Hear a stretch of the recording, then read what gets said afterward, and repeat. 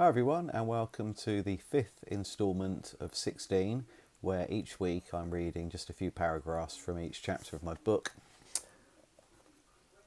Tesla and the Cabbage Patch Kids, which is about the Tartarian Empire and the reset of 1776. This week it's Tartarian Technology. So here we go.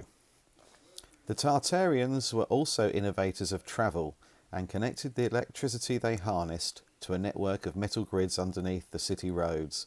These grids, shown in the centre pages, enabled them to run trams without the need for overhead cables and didn't need the restriction and danger of tracks.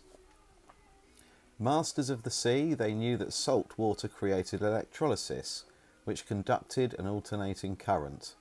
When harnessed in a similar way to their buildings, this generated electromagnetic energy, known as magnetricity. This could not only power the lighting and other facilities on board, but could also power the ship too. Again, it was clean, it was in endless supply, and it was free. The fact that you could operate a ship, tram or train without any significant running costs was the birth of free travel throughout the empire, and at that time there were no passports either, so people could explore the known world and come and go as they pleased without the incredible cost as well as the carbon footprint of travelling today. Once again, the greed and need to control by the parasites restricted our free movement, and it has almost become something that only the wealthy can enjoy. The term posh actually comes from the upper classes wishing to travel on the port side of a ship when they left the dock and starboard upon its return, to ensure they had the sun on their side throughout the entire journey. Tartarian technology doesn't stop with just free electricity and free travel, not by a long shot. They actually also invented dozens of groundbreaking concepts, and these are just a few of them. Wireless heating, airships, moving sidewalks, mobile telephones, electric scooters, electric cars, robots and anti-gravity craft. To heat a Tartarian home was quite simple, and the original purpose of the chimney has very little in common than those of today. Each fireplace had two goblets or poles either side of the opening and a metal backplate made from radium.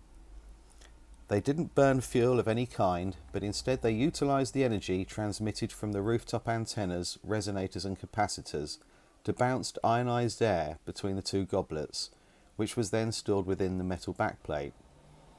In the winter it generated heat by creating a vacuum within the chimney.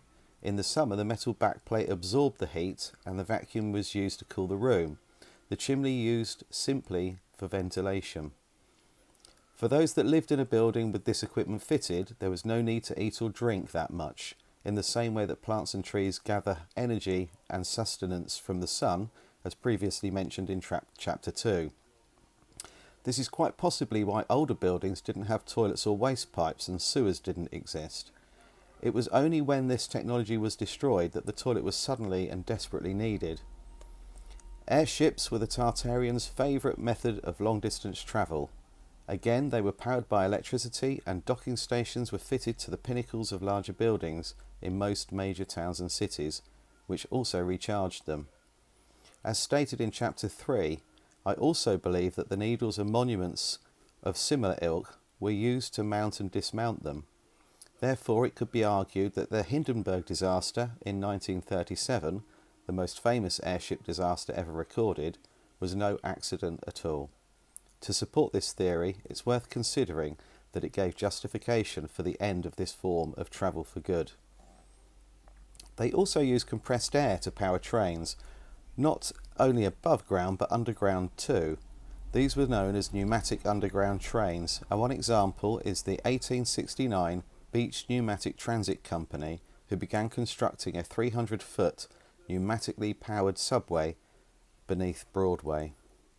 But, just like the airships, Rockefeller didn't want this mode of transport around either, as he could hardly profit from his oil empire if we were still using electric or pneumatic powered vehicles.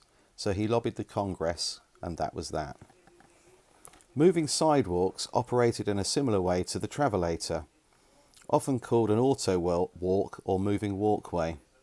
Commonly found in airports today, and video footage of one being used in Paris is still in circulation. I featured this particular auto walk in a podcast back in 2023.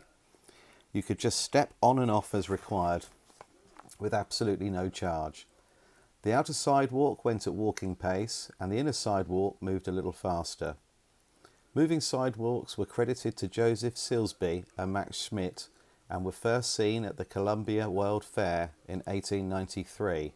However, 4 years earlier, French inventor Eugene Henard had tried to get his moving sidewalk patented, having designed the very same thing for the Paris World Fair, but was unsuccessful. The Paris moving sidewalk was 3 kilometres long.